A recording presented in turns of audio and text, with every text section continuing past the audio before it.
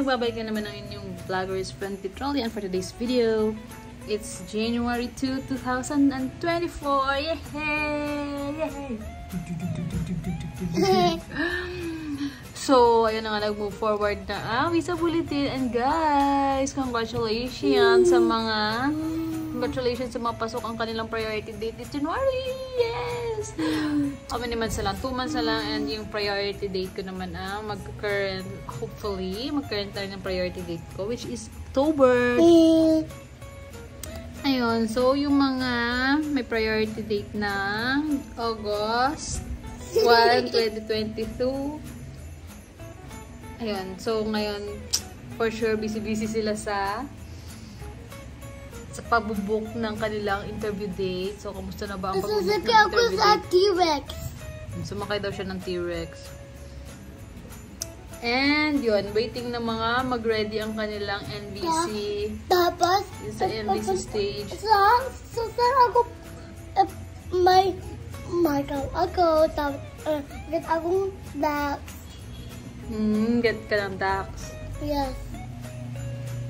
So, sa mga nagtatanong if current ako, hindi pa po. I'm still waiting for my priority date to be current. Papunta ko sa Dax. So, ayun. Kamusta na nga ba? Paano ba? Ilang months ba ang waiting from mag-current ang priority date to?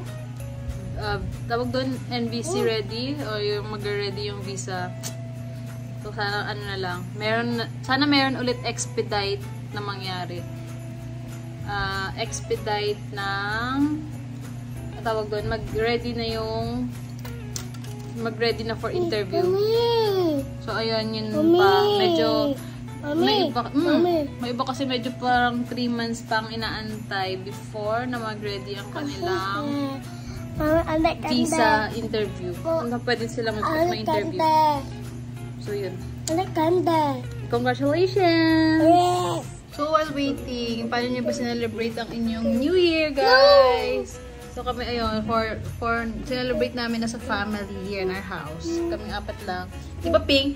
Paano natin na-celebrate yung New Year? Di ba? What did you do? I don't know. Nagpap-pop ikaw, di ba? Paano yun? Yun, tapos pop yun. Ganun lang, simple lang. Tapos, gano'n? Nancho.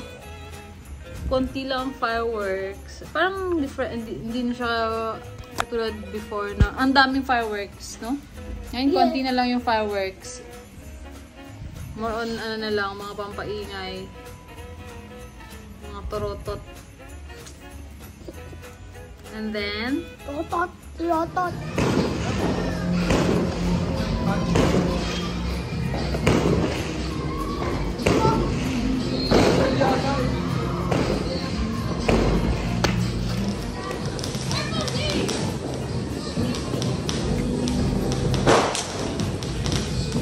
Video ba?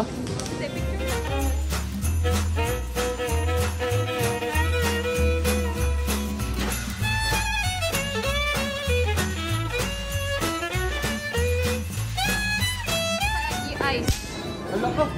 Doon! May lupit.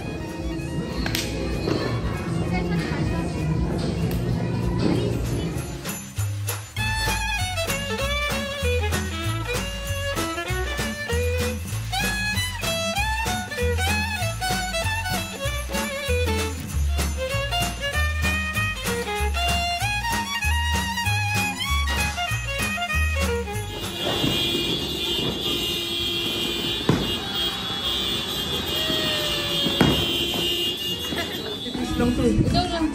Happy New Year! Happy New Year 2024! Sana last na namin to dito! Yay!